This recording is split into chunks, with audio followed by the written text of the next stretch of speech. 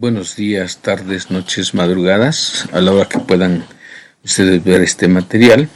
En primer momento les envío lo que he denominado la pedagogía de la comunalidad, referente necesario en la formación docente en el sureste mexicano, una región de gran diversidad geobiocultural, asiento de pueblos originarios de América, pero yo lo nombro Abya Yala retomando la propuesta de un pueblo originario cuna que está en los límites de Colombia y Panamá en la parte del Caribe.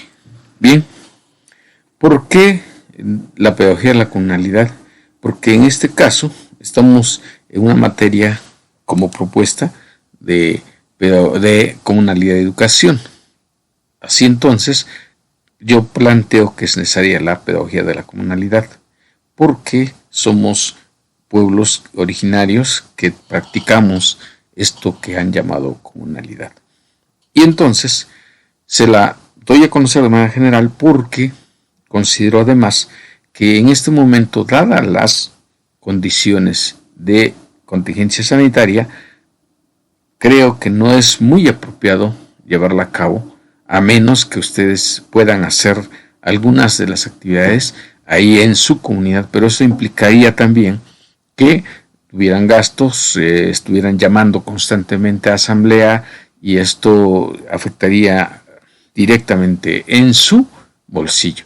Por lo que planteo que sería mejor la siguiente materia, que es el curso optativo taller, seminario y taller de elaboración de dispositivos pedagógicos intraentreculturales desde una perspectiva intertransdisciplinaria. Pero en primer momento les voy a dar a conocer este material que se ha elaborado, el curso de comunalidad y educación. Bien, entonces continuamos con nuestra presentación. En primer momento voy a mostrar una parte del texto que está apuesto a la comunalidad. Es un texto escrito por Pedro Miguel en La Jornada y dice así: la religión ha muerto, la cultura ha muerto, el deporte ha muerto, el amor ha muerto, la política ha muerto. La única relación social que sobrevive es el comercio, y eso demuestra la validez del postulado sobre la supervivencia del más apto. Todo lo cuantificable es intercambiable. La frase "la vida humana no tiene precio" es un sinsentido. Lo sabe cualquier vendedor de seguros que se gana la vida cotizando vidas ajenas. La única organización sin fronteras realmente exitosa es el capital. Este es un fragmento de un artículo de Pedro Miguel que nos da un panorama general de lo que es lo que se conoce como neoliberalismo. Entonces, está sustentado en esos puntos, aunque parezca muy cómico casi, sin embargo, esto es lo que se ha dicho y se ha practicado en contra de otras propuestas de mundo, o mostrando la supremacía de esta propuesta y negando la posibilidad de que existan otras formas de entenderlo. También, en esta misma lógica, un gran escritor, José Saramago, escribió algo cuando en el país de Perú estaban poniendo, ahora sí casi en subasta, quién daba más por la renta del Machu Picchu o quién quería comprar el Machu Picchu. Entonces, molesto, Saramago escribe lo siguiente: que se privatice Machu Picchu, que se privatice Chan Chan, que se privatice la Capilla Sixtina, que se privatice el Partenón, que se privatice Nuno Goncalves, que se privatice el Pórtico de la Gloria de Santiago de Compostela, que se privatice la Cordillera de los Andes, que se privatice todo, que se privatice el mar y el cielo, que se privatice el agua y el aire, que se privatice la justicia y la ley, que se privatice la nube que pasa, que se privatice el sueño y finalmente, para florón y remate de tanto privatizar, privatícense los estados, entréguese de una vez por todas la explotación a empresas privadas mediante concurso internacional. Ahí se encuentra la salvación del mundo. Y metidos en esto, que se privatice también a la puta que los parió a todos. Este es un texto escrito con mucho dolor, con mucha rabia, porque exactamente eso es lo que hizo el neoliberalismo y ahorita estamos viendo las consecuencias. Está privatizado casi gran parte del suelo mexicano por las mineras, el aire del istmo, y las del istmo no nos van a dejar mentir, una parte de Chiapas, se ha privatizado también la selva casi y la han transformado en cultivo de la palma africana para producir aceite. En fin, todo esto es lo que cuestionaba Saramago. Y entonces, ante esta perspectiva, vemos que la parte de la filosofía que entendía el hombre de ese otro modo es simplemente dejada de lado para que el capital sea el que mande, para que el capital sea el que realmente se imponga y se ha impuesto a la relación distinta, humana, sensible, afectiva, amorosa que requiere la humanidad. Ante esto, entonces, hay una propuesta de hacer las cosas de otro modo.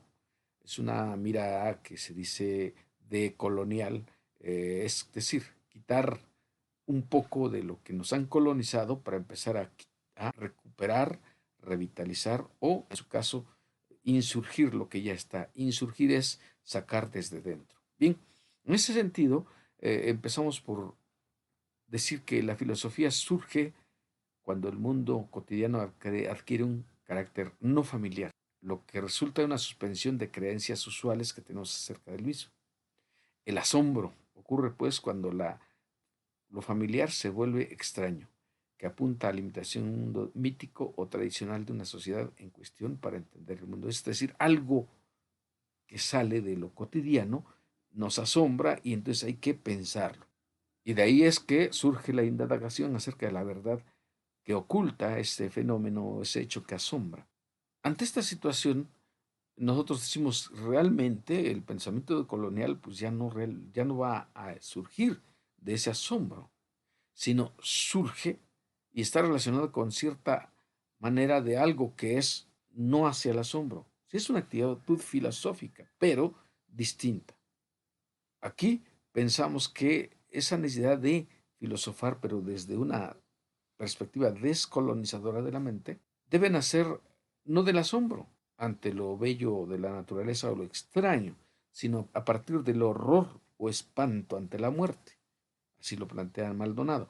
Y nosotros decimos ante el horror de ahora que ha provocado el coronavirus, pero ese coronavirus no surge de la nada, surge de unas prácticas donde el hombre ha desbordado lo posible de consumir, donde empieza a consumir algo extraño, algo que no está dentro de su dieta y esto le trae pues un germen, un virus en este caso, que está realmente atentando contra lo que hayamos considerado como normalidad y nos está metiendo en esta situación de contingencia. Sin embargo, el horror sigue. ¿Por qué? Porque ahorita estamos viendo en los periódicos que los países con capacidad económica, como Estados Unidos, como Europa en general, ¿qué han hecho? Están haciendo de esta situación pandémica una oportunidad para mostrar su poderío, una oportunidad para mostrar que sí pueden y han dejado que las sociedades o países que son escasos en situación monetaria, pues no puedan comprar las vacunas. Y el 10% de la población mundial ahorita está acaparando todo lo que se ha producido en las vacunas anti-COVID.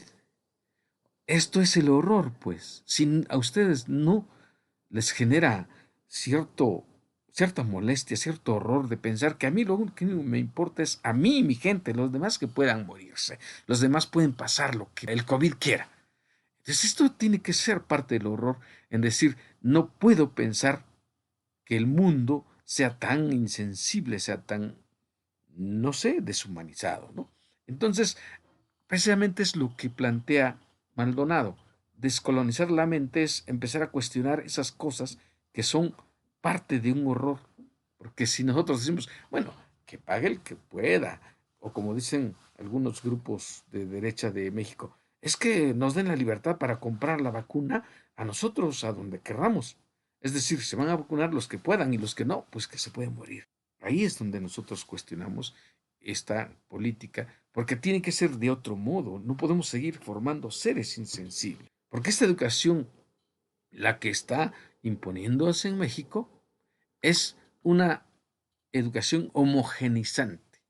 Es una educación que homogeniza, que hace que todos parezcamos iguales en todos los aspectos y realmente no lo somos.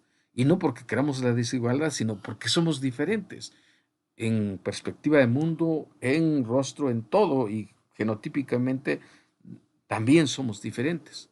Entonces, debemos buscar una educación no que homogenice, sino que reconozca la diversidad cultural, la diversidad de perspectivas, incluso la de diversidad de ritmos de aprendizaje, de canales de aprendizaje o estilos, como le llamen. Bien, entonces, no podemos generar una metodología que sea para todos. Tampoco debe de ser un pensamiento único. La hegemonía nos ha metido en la cabeza que debe haber un solo pensamiento o una forma de pensar más o menos general y bueno, ahí los otros los toleramos.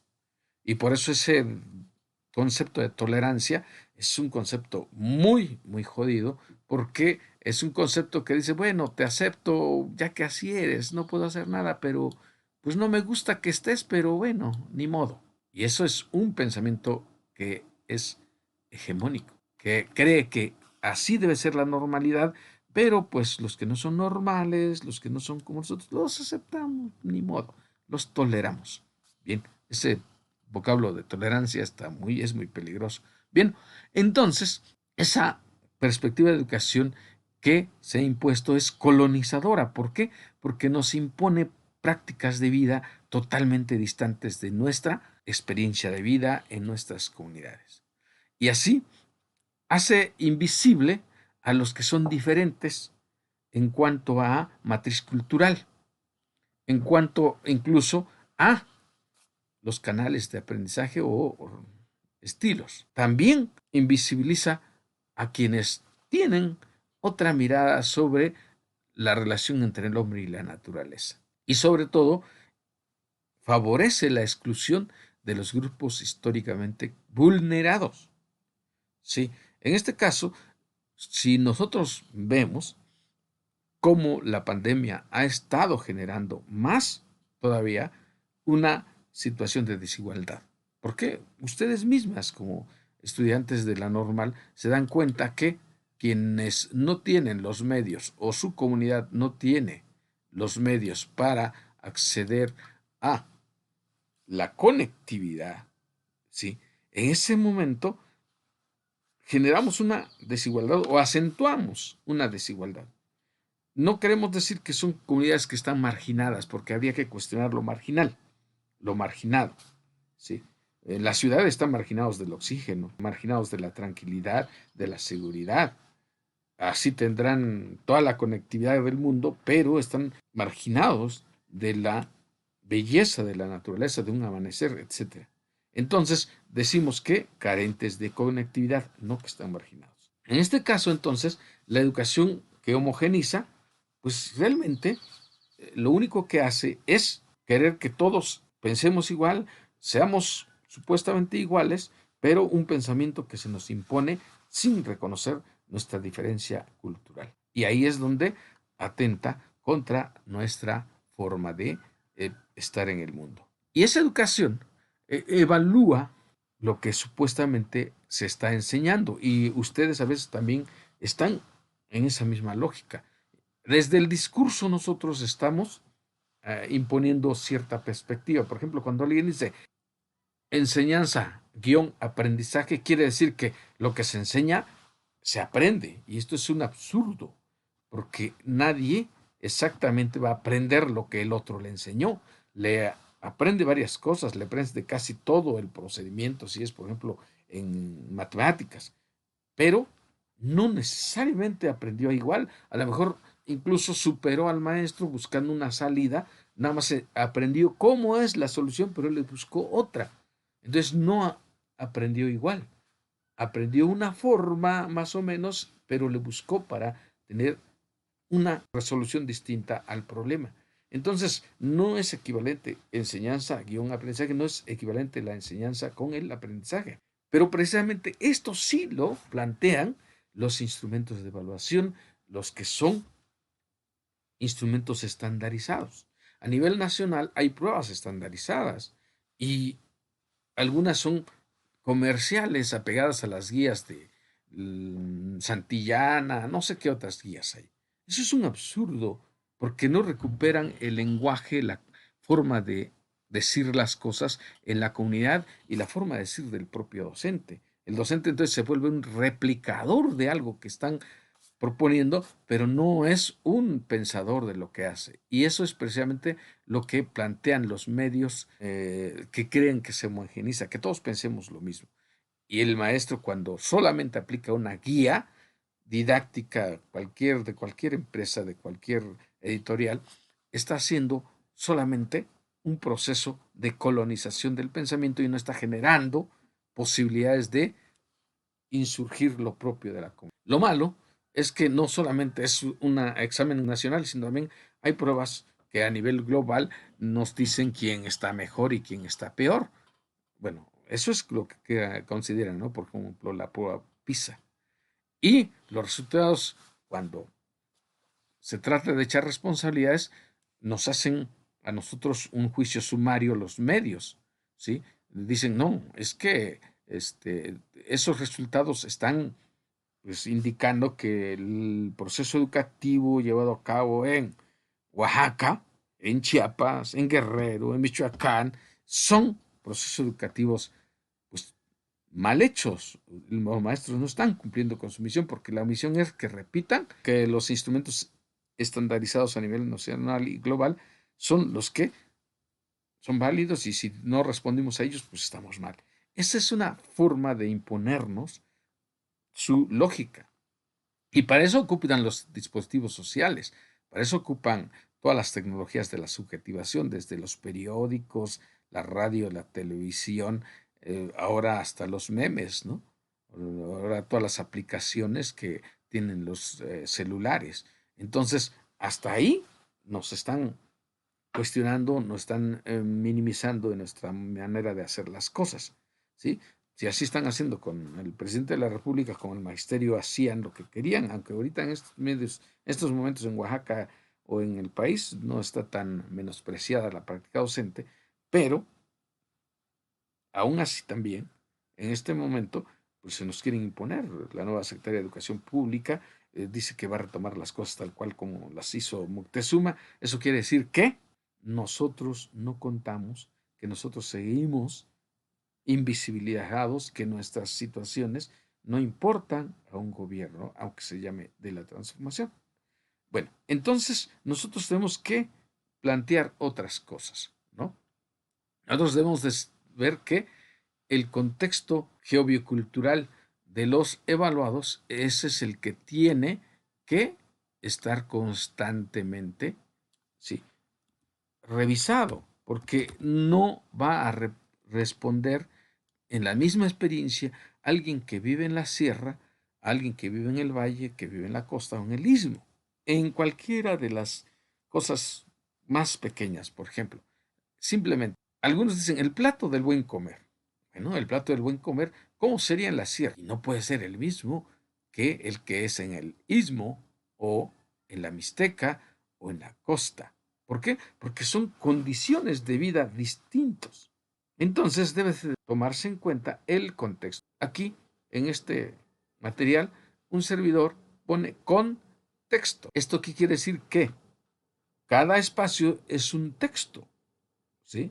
Y cuando nosotros vemos ese todo, pues es un todo con textos específicos. ¿Por qué textos? Por ejemplo, yo cuando veo una imagen de una persona de la sierra con cierto traje, vestido, por ejemplo, los ayuk o mijes, inmediatamente, cuando miro esa imagen, la interpreto como un texto. Esto me dice, esta persona es de la Sierra Mije porque tiene esta blusa y esa blusa tiene estas imágenes. Lo mismo que si voy a ver una blusa de Shakira de la costa. cuando yo veo esa blusa, inmediatamente me imagino a una mujer un poco escotada, con cierta actitud distinta, más liberal, más suelta, más, dijéramos, un poquito más abierta a muchas expresiones. Cuando yo veo a alguien de la Cañada con cierta ropa, también me imagino, y es que es un texto.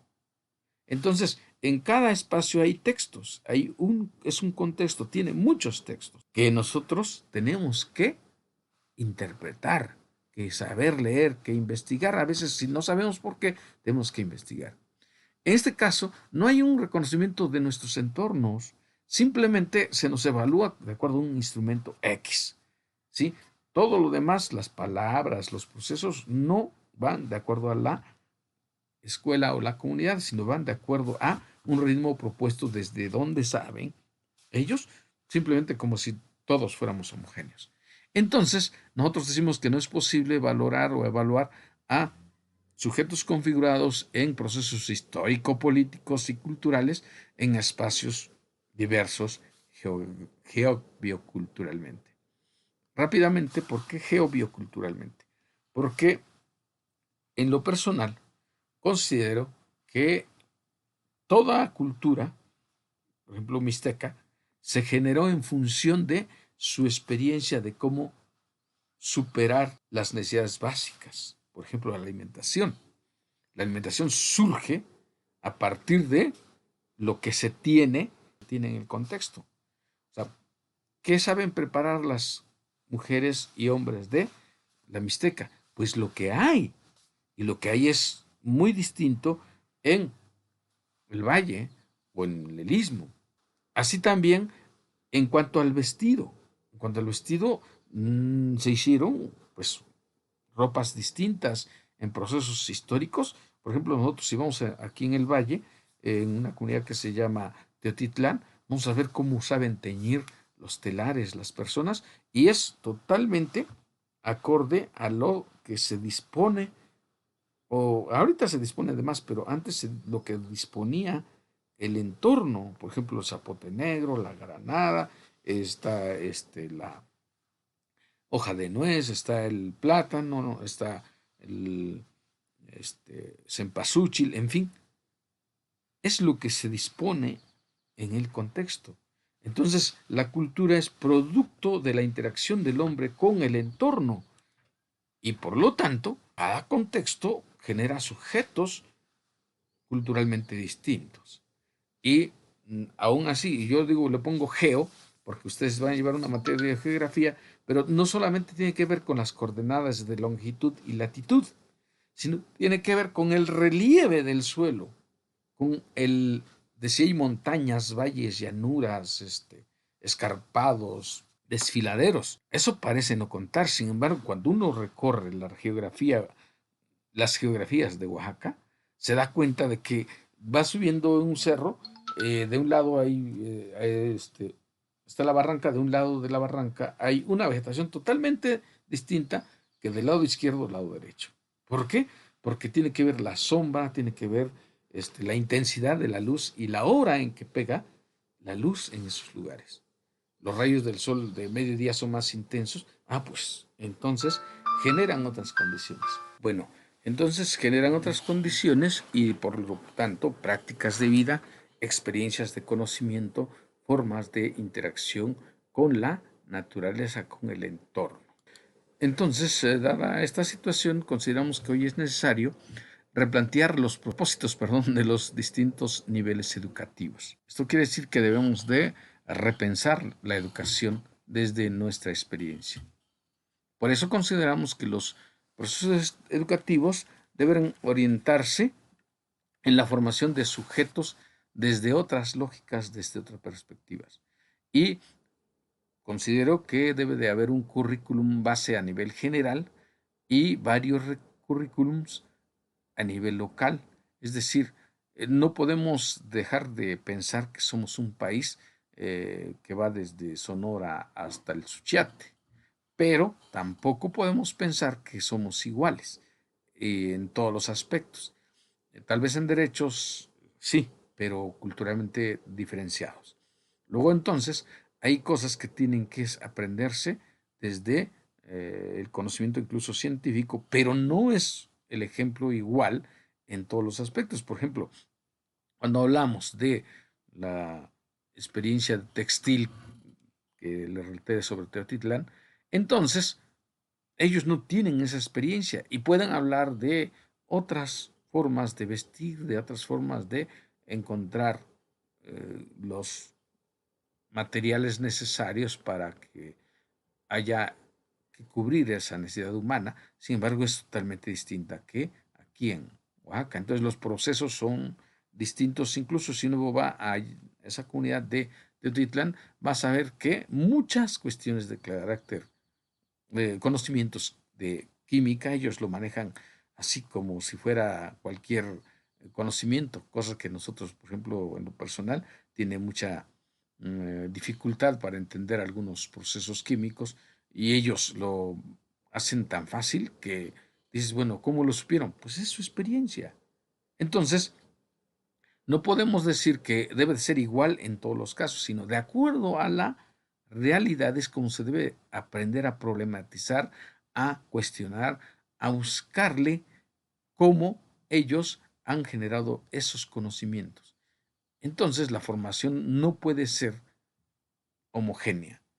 El currículum tiene que conocer esa diversidad de formas de estar, de ser, de conocer, de pensar y mirar el mundo. Hoy ya no es ético ni social ni culturalmente aceptable concebir que nuestra sociedad debe ser monocultural, es decir, la única cultura, y cuando hablan de México ponen a un charro y dicen que es México, perdón, pero eso no es México, eso es la parte del Bajío y tal vez Jalisco, pero México es un mosaico, ¿no? Y no somos homogéneos, repito, ¿no? Bien, en este caso nosotros estamos planteando, pues, que tiene que ser totalmente diferente. Incluso es la contingencia sanitaria, pues nos hace pensar en la necesidad de un giro civilizatorio, es decir, pensar desde otro lugar el mundo.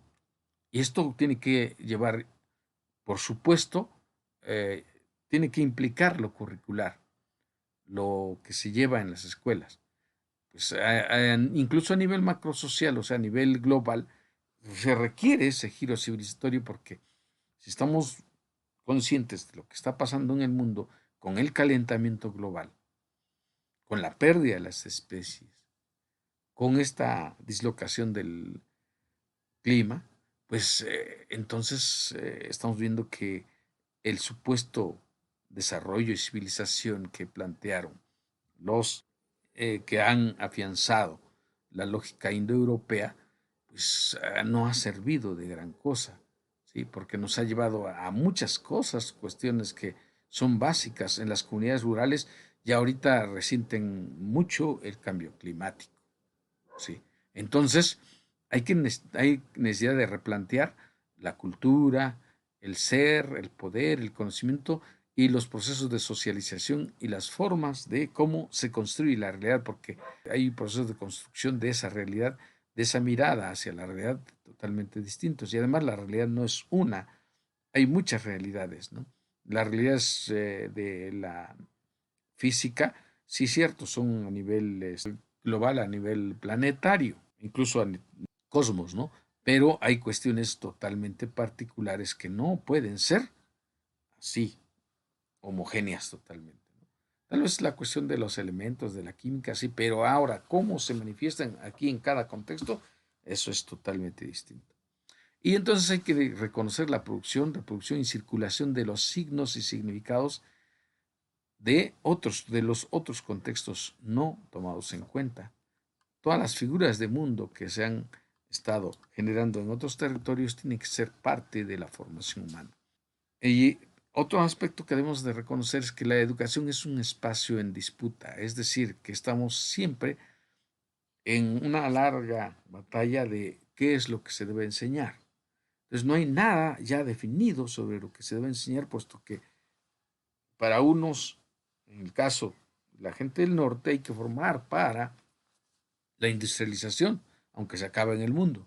Para nosotros tenemos que formar para seguir practicando nuestras formas de vida y también respetar a la naturaleza como nuestros abuelos lo hacían y como muchos abuelos lo están haciendo.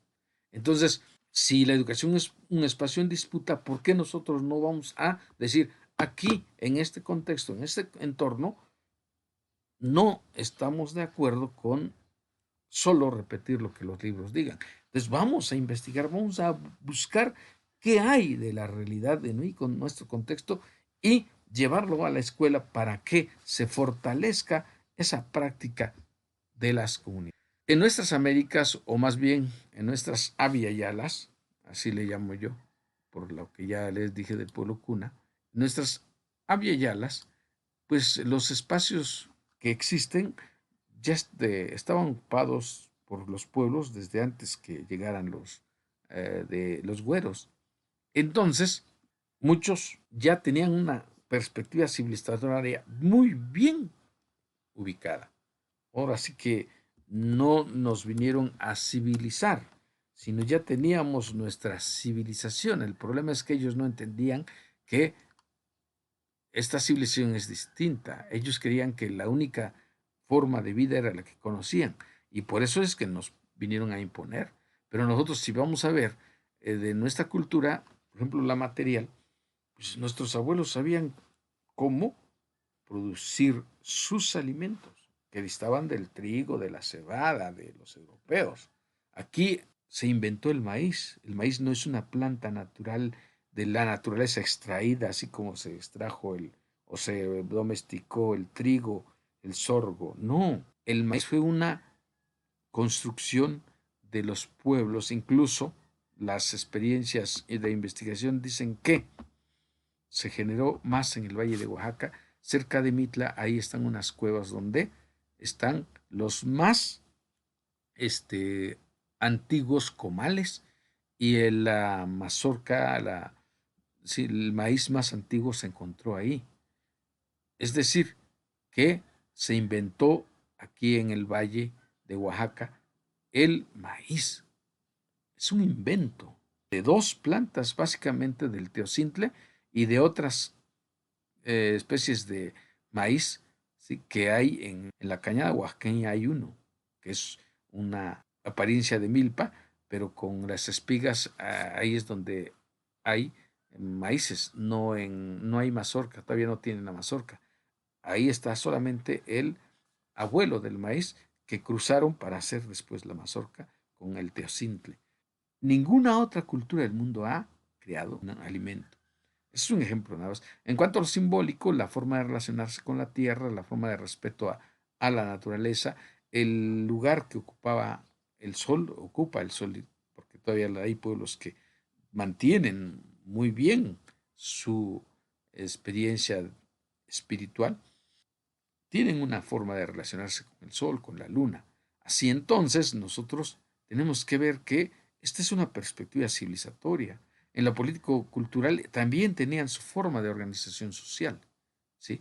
E incluso si alguien puede leer las primeras cartas que escribió Cortés en su experiencia para relatar a los reyes de España cómo miraba a la gente de Tenochtitlan, vamos a ver que había una práctica política muy importante y eso, bueno, es lo que ellos relataron. Sin embargo, lo podemos encontrar en los códices que se encuentran en las bibliotecas del país. Bien, esto solamente para que tengamos pues un referente de que lo que nuestros abuelos hicieron pues era una forma de decir aquí estamos en el mundo. Entonces había una propuesta civilizatoria que negaron los europeos cuando llegaron a nuestro continente. Y entonces, la pedagogía como ciencia de la serie acontecer de lo educativo debe orientar los procesos de formación de los distintos niveles educativos del país y prácticamente en el sureste desde otra forma de hacer las cosas. Es decir, desde no la imposición, sino desde la dialogicidad o lo dialógico que diría Paulo Freire. Es decir, en diálogo, en comunicación con nosotros los que somos parte de este país, ¿sí? Los que somos parte de una experiencia de vida distinta a los que vivimos aquí en el sur y no desde la nacionalista, porque no somos una nación, somos un país diverso culturalmente. Para ello entonces se requiere construir una alternativa pedagógica que supere la exclusión, que acepte la diversidad en todas sus formas, forme ciudadanía o sujetos comunalitarios. Entonces, la educación como un proceso donde la estrategia enunciativa se transforma en práctica discursiva, es decir, de la posición meramente de discurso de los planes y programas, se pasa a cómo se concretan en la realidad, y eso es la práctica discursiva. Cómo nosotros, como maestros, retomamos el plan de estudios, el programa, y cómo lo aplicamos en nuestra cotidianidad como maestros. Esa sería nuestra práctica discursiva. Entonces, ya no solo pasar del discurso de sí, hay que reconocer la diversidad, sino hay que concretarlo en hechos cotidianos. Si no existe la diversidad cultural como reconocimiento, estaríamos entonces simplemente colonizando el pensamiento de nuestros educandos. Pero esta educación debe ser desde la interculturalidad crítica. Esto es una educación que cuestione, ¿sí?, la asimetría social, la desigualdad, la discriminación por género, donde el machismo tiene mucho que quitarse de práctica, o que en este caso nos cuestionan nuestra ascendencia, ¿no? Si somos morenitos, pinches indios, ¿sí? Y ahí va un ejemplo, ¿no? Si es un güero que llega al país y habla así, voy a hacer un ejemplo, ¿no? O yo saber que por acá ustedes comieron nopales, decimos, ese güero ya sabe decir, ya sabe expresar. En cambio, si llega uno de mi rumbo que habla el vacuo cuicateco y dice, oye, tú, ¿dónde está ese lugar que dice que cura o pone vacuna ahora COVID? Uno dice, híjole, pinches indios, nunca saben expresarse bien.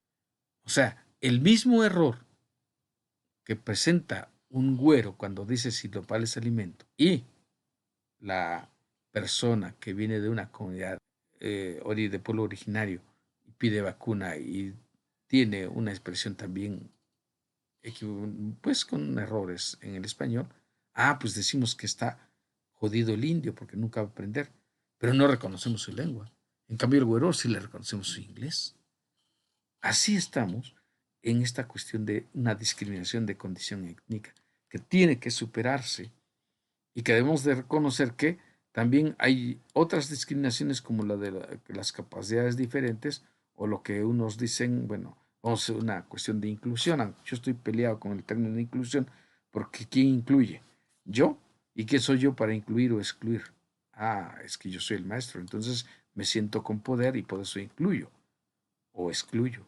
Entonces había que tener más bien una claridad de que debemos de aceptar al otro en su diferencia cultural, de pueblo originario, de cultura, tal vez viene de Estados Unidos y ya no es ni mexicano ni gringo, pero sí es pocho o qué sé yo, pues aceptarlo en su diversidad.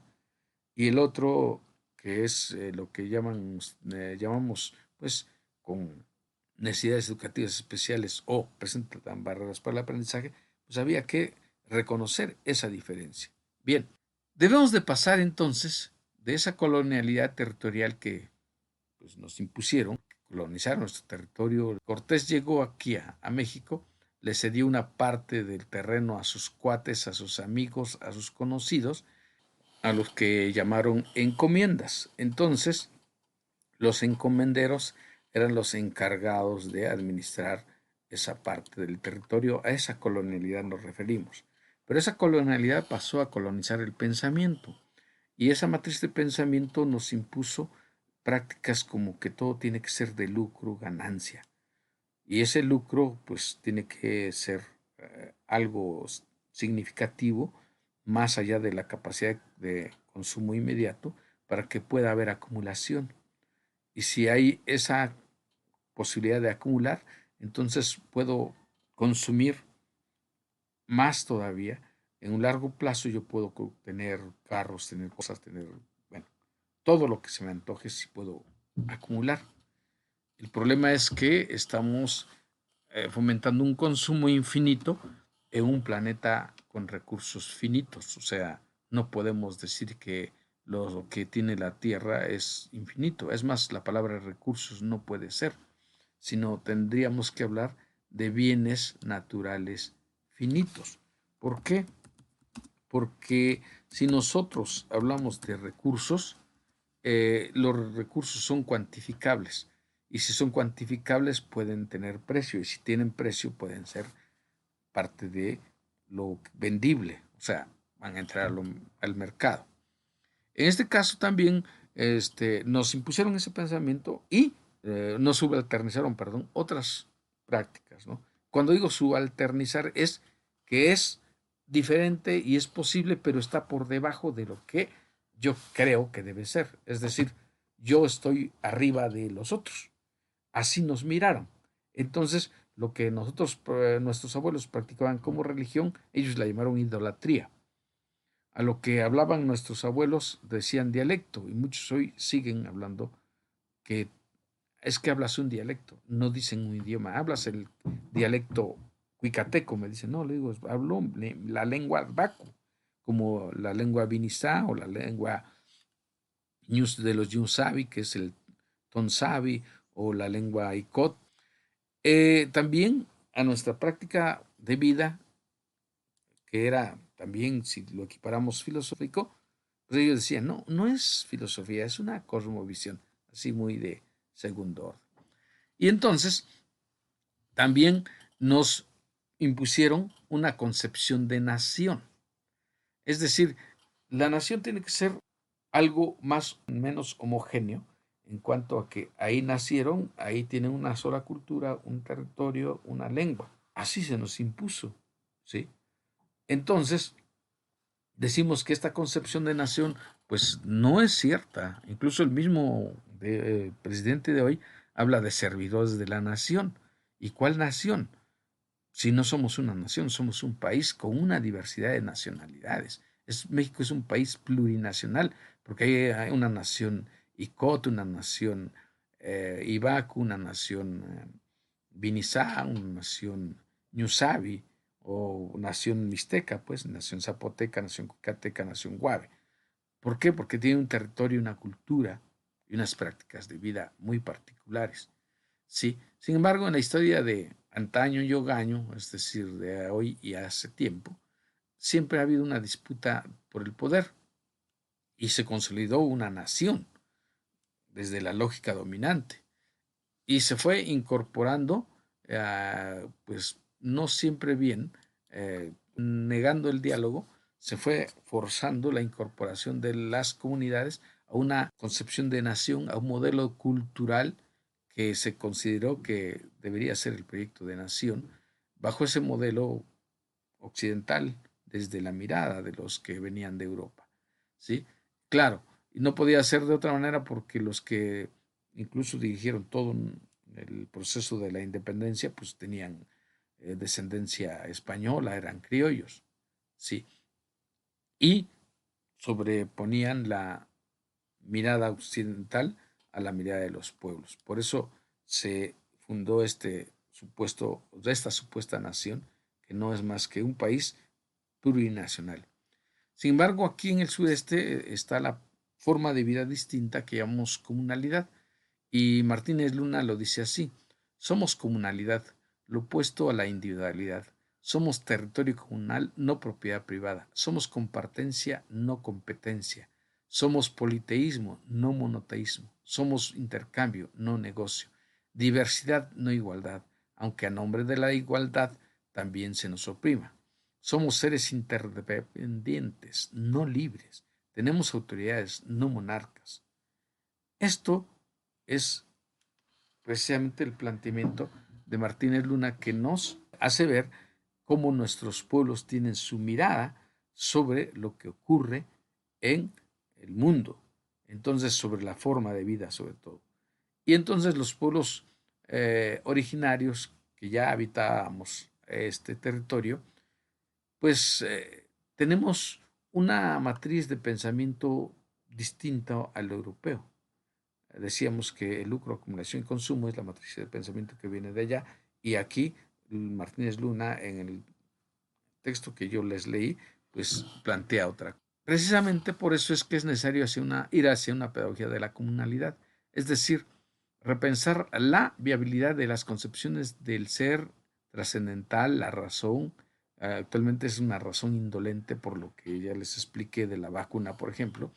Tenemos que ver que las inteligencias, en este caso los pueblos se dicen no tiene mano para, tiene mano para esto, para aquello, en fin.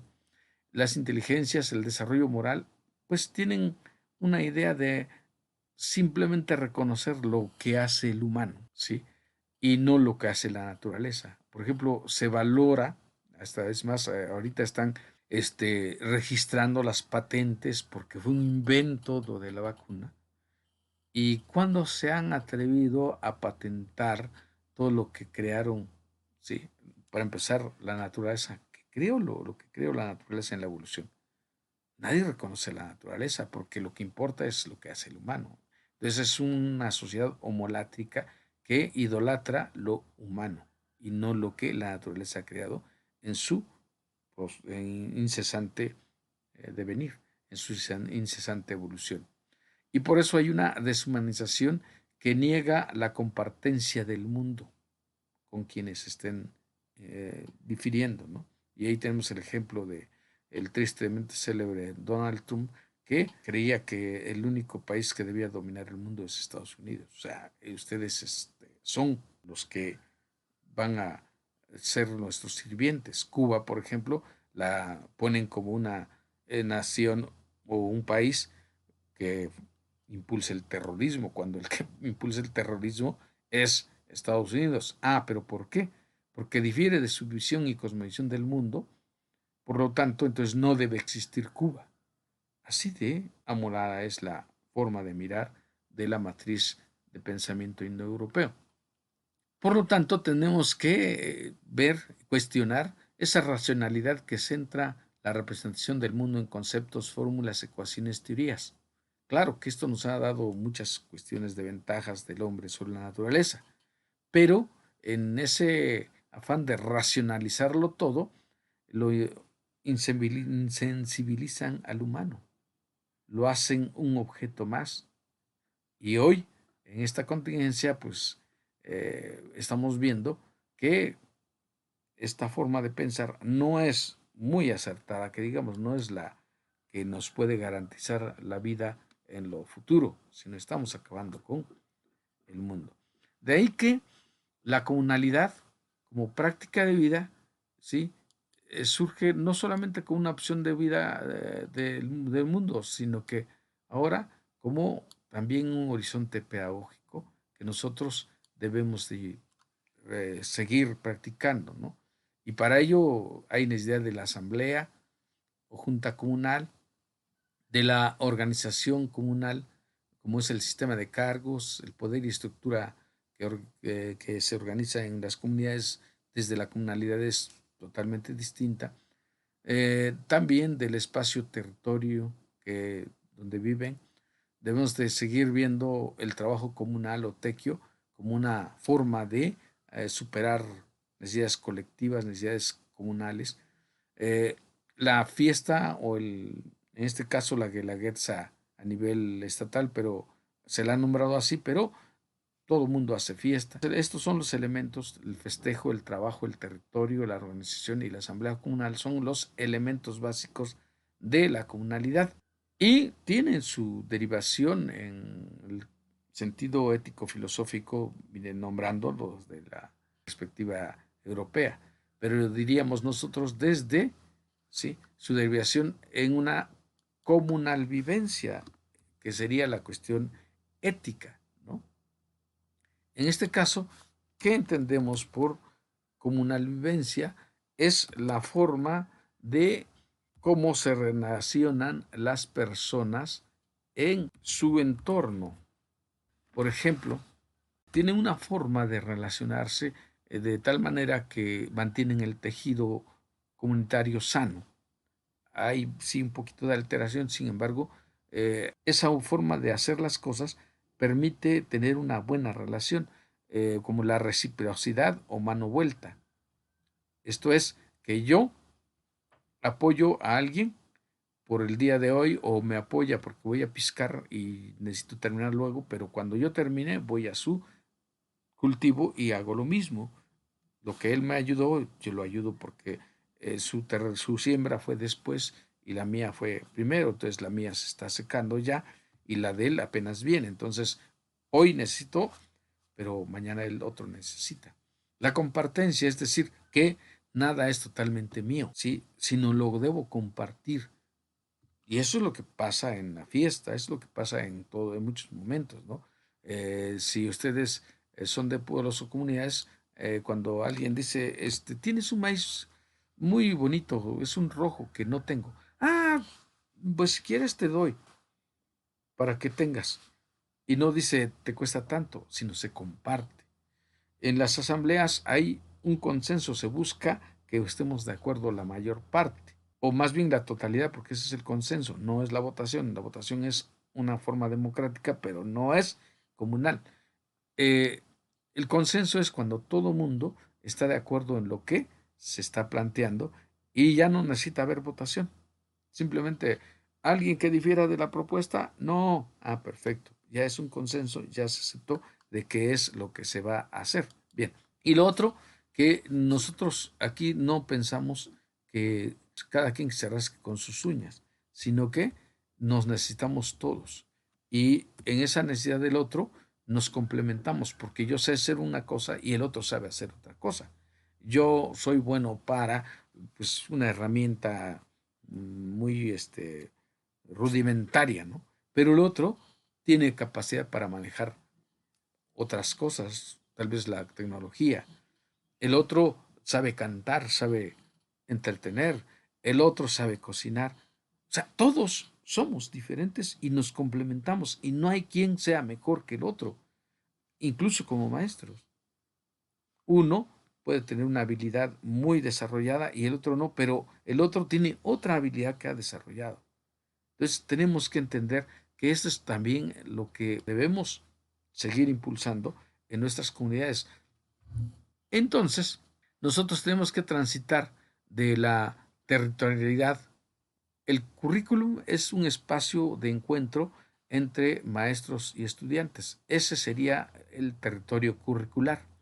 Entonces, si nosotros entendemos que el currículum es un espacio de encuentro, entonces hagamos de ese espacio de encuentro, pues, nuestro territorio. Y entonces hay que apropiarse de ese espacio y darle significatividad para generar las condiciones de un aprendizaje y construcción de conocimientos situados. La territorialidad no solo será una dimensión como hasta ahorita de superficie, sino es el espacio que contiene experiencias, conocimientos, prácticas sociales, prácticas de vida, de la relación, pero que está territorializada, que se vivencia y constantemente se está reconfigurando.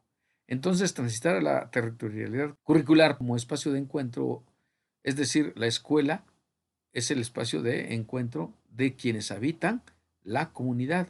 Y entonces en esa escuela se deben de tratar cuestiones que interesan a la comunidad. Y esa comunidad integrada por padres de familia, docentes y estudiantes. No es solamente de docentes. Entonces hay que apropiarse de ese espacio para que hagamos un currículum que se materialice en conocimientos, habilidades, actitudes, esperanzas y, ¿por qué no?, utopías. Y voy a poner solamente un poco de ejemplo en mi caso como huicateco. Nosotros somos Ibaku. En el Baku, en nuestra lengua, la junta o la asamblea comunal se traduce literalmente como una junta en donde todos nos volvemos iguales. Es decir, que todos nos volvemos incluso uno, porque así, etimológicamente, desde mi lengua, es volverse uno, volverse una persona, una sola decisión.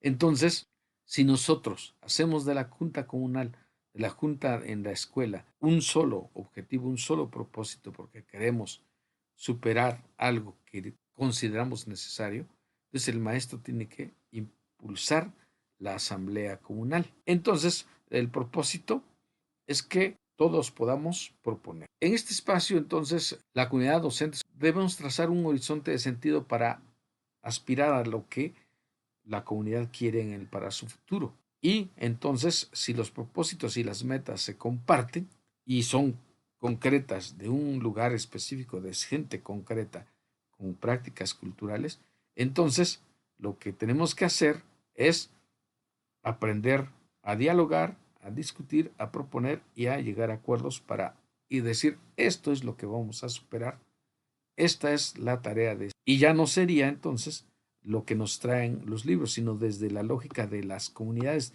desde su ser y estar en ese espacio como comunidades o como habitantes de...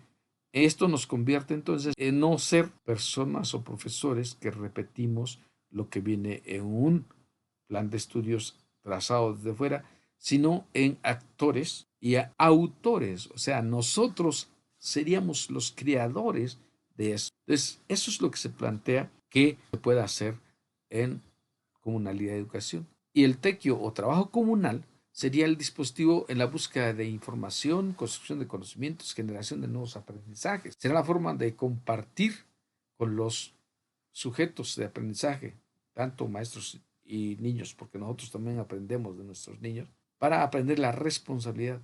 El trabajo educativo no será una carga para los maestros, sino una responsabilidad de los que estamos en el grupo. Así entonces, en el trabajo comunal, nosotros allá en la Sierra Cuicateca decimos que hay cuadrillas, organizamos cuadrillas, es decir, desde 4 personas hasta 10 forman una cuadrilla y esa cuadrilla tiene una tarea específica.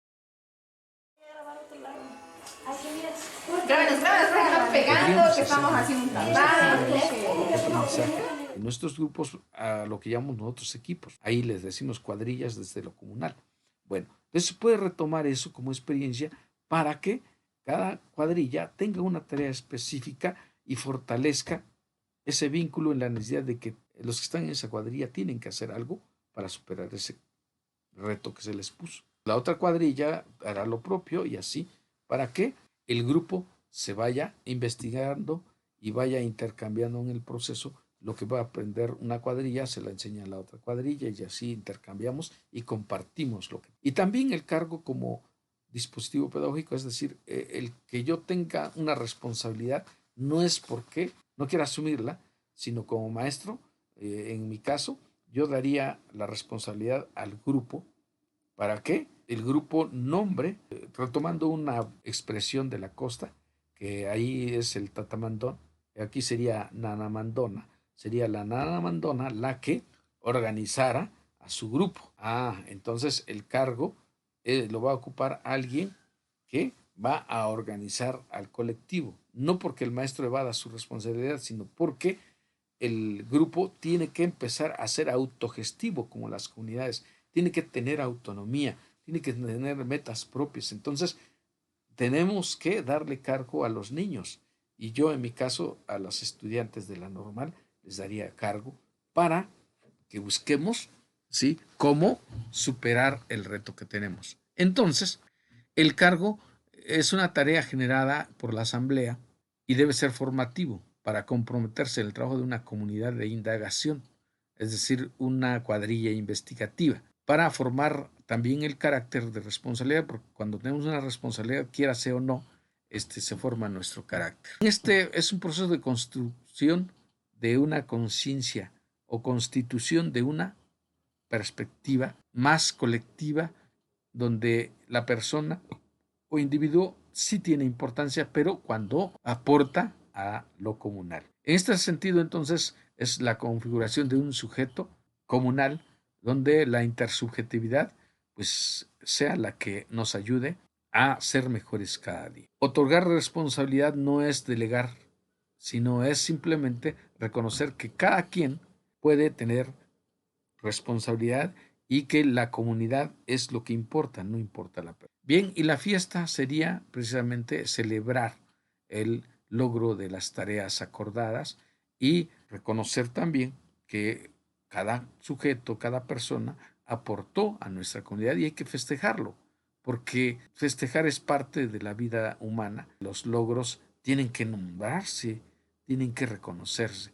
Si nosotros somos capaces de hacer un proyecto y ese proyecto lo logramos concretar, entonces vamos a celebrar el logro, porque es de todos.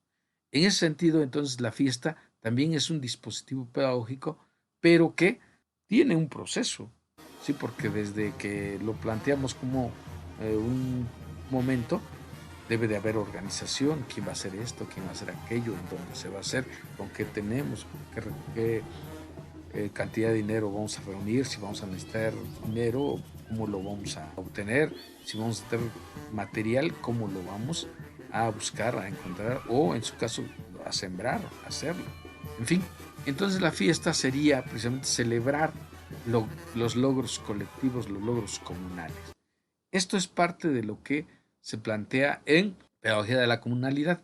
Ahora, aquí hay un ejemplo de cómo se puede hacer un proyecto desde lo comunal. Primero, encontrar un tema generador, un centro de interés de quienes son parte de este grupo. Después, cómo vamos a generar la construcción de conocimientos, cómo vamos a retomar las experiencias. Primero, la asamblea tiene que ser la que decida hacia dónde. Segundo, tenemos que empezar a organizar las distintas cuadrillas para hacer del grupo un colectivo que sea capaz de asignar tareas y buscar medios de cómo encontrar o buscar construir conocimientos sobre lo que se nos da como tarea. De ahí, estos dispositivos comunalitarios, ¿sí?, tendrán que reconocer el espacio donde se encuentran y desde lo que hay ahí empezar a generar nuevos conocimientos o buscar, ¿sí?, procesos de cómo allegarse medios para aprender de lo que nos pusimos como tarea. Y entonces, una vez que ya tengamos las metas, todo lo que quisimos hacer, por ejemplo, aquí yo le pongo mandato comunal, ¿qué conocimientos queremos construir? Pues, o sea, el centro de interés es el maíz, o es el centro del pueblo, es el parque. Ajá, sí, ese es el centro. Pero ahora, nos dividimos por equipos de indagación, sí. Pero ¿qué va a investigar un equipo de indagación? Ah, no, pues del parque, pues no, el parque, no, vamos a ver. Las figuras, las formas, las dimensiones. Ah, y el otro equipo, ¿qué va a hacer? Ah, las plantas. Bueno, el otro, ¿qué va a hacer? El proceso histórico de construcción, la línea del tiempo, cómo se fue desde la historia de la comunidad, cómo se fue definiendo el lugar donde está el parque, quién lo diseñó, quién fue la autoridad, y hacer una línea del tiempo. Son ejemplos que estoy poniendo. Y entonces, a partir de las tareas, es lo que nosotros nos pongamos, es como podemos decir, vamos a generar procesos de conocimiento, pero desde una lógica comunal donde la asamblea se decide qué tema o qué lugar, qué dispositivo hacer. Esa asamblea va a dividir ese problema en temas y esos temas o tareas van a ser asumidas por una cuadrilla X, la cuadrilla tal va a asumir tales dimensiones de este centro de interés.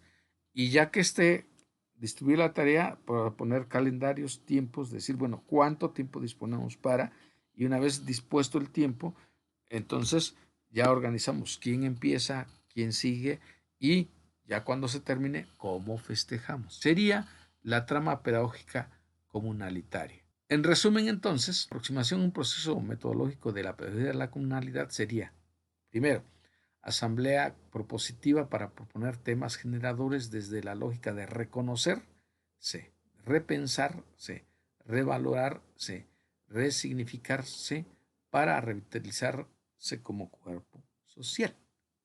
A ver, quiero hacer énfasis aquí nada más en reconocerse. ¿Por qué re separado? Re es volver a conocer.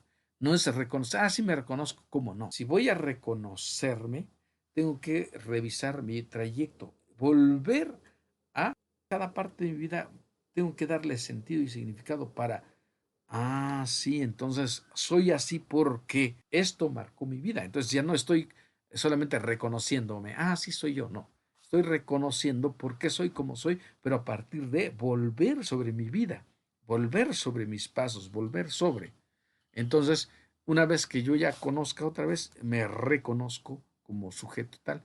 Esto también tiene que ser desde las comunidades, reconocer por qué son como son.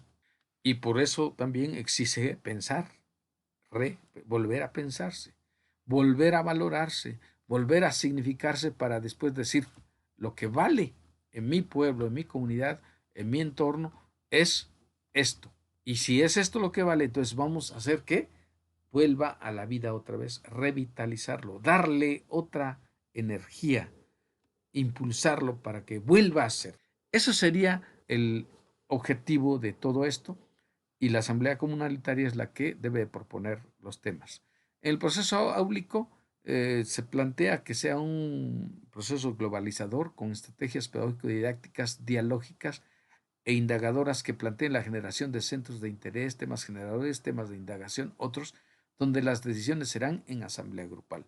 Luego, la distribución de tareas que favorezcan el trabajo colectivo conformando equipos, cuadrillas, comunidades de indagación, donde los adultos se comprometan a acompañar al proceso desde sus referentes. Es decir, que cuando hagamos esto en nuestras comunidades, los padres deben de ser parte muy importante de todo este proceso. Posterior a que ya tengamos nuestras investigaciones ya bien, ahora sí, afianzadas, ya digamos, esto pasó o esto es por esto, sigue la etapa de socialización, más bien de compartencia de los. Es decir, lo que encontré no me lo voy a quedar, sino que lo voy a compartir con mis compañeros, porque también me va a tocar que ellos me compartan lo que encontraron. ¿Sí?